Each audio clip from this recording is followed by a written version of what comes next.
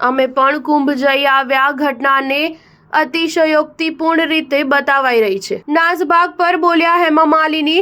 ઉત્તર પ્રદેશના પ્રયાગરાજમાં મહાકુંભ દરમિયાન થયેલી નાસભાગમાં 30 લોકોના મોત પર મથુરાથી ભાજપ સાંસદ હેમા માલિનીએ વિવાદિત નિવેદન આપ્યું છે। તેમણે કહ્યું કે ઘટના એટલી મોટી નથી જેટલી તેને અતિશયોક્તિપૂર્ણ બતાવાઈ રહી છે। હેમા માલિનીએ કહ્યું કે અમે પણ કુંભ જઈ આવ્યા, અમે સંગમમાં સ્નાન કર્યું। આ દુઃખદ ઘટના થઈ હતી, પરંતુ એટલી મોટી ઘટના ન હતી। બધું જ મેનેજ કરી દેવાયું હતું। મને આ વિશે વધુ ખબર નથી, પરંતુ ઘટના એટલી મોટી ન હતી જેટલી અતિશયોક્તિપૂર્ણ બતાવાઈ રહી છે। વડાપ્રધાન નરેન્દ્ર મોદી કાલે પ્રયાગરાજ જઈને પવિત્ર સ્નાન કરશે। જો સ્થિતિ મેનેજ ન થઈ હોત તો શું વડાપ્રધાન જતા? સંસદમાં મહાકુંભમાં થયેલી નાસભાગને લઈને સમાજવાદી પાર્ટીના અધ્યક્ષ અખિલેશ યાદવ તરફથી સવાલ ઉઠાવવાના સવાલ પર હેમા માલિનીએ કહ્યું કે અખિલેશનું કામ જ ખોટું બોલવાનું છે। ઘટના ઘટી હતી, પરંતુ એટલી મોટી ઘટના ન હતી। સમાજવાદી પાર્ટીના અધ્યક્ષ અખિલેશ યાદવે સંસદના બજેટ સત્રના પહેલા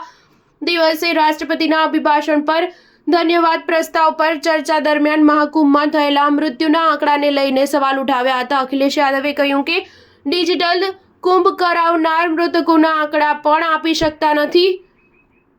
મૃતદેહો ક્યાં ફેંકવામાં આવ્યા જણાવવું જોઈએ। મુખ્યમંત્રીએ મૃતકોને શ્રદ્ધાંજલિ પણ આપી નથી। તે ઘટનાને સંતાડવામાં વ્યસ્ત રહ્યા। પુણ્ય કમાવા આવેલા લોકો પોતાના લોકોના મૃતદેહો લઈને ગયા। સરકાર મૃતકોના આંકડા આપી શકી નથી। લોકો કેન્દ્રો પર ખોવાયેલા લોકોને શોધી રહ્યા છે। મહાકુંભમાં લોકોએ પોતાના પ્રિયજનોને ગુમાવ્યા। કુંભનું આયોજન પહેલી વખત થયું નથી। સમયાંતરે જેની પણ સરકાર રહી છે તેનું આયોજન કરતી રહી છે। સ્ટાર ન્યૂઝ 7 હંમેશા સચ્ચાઈની સાથે।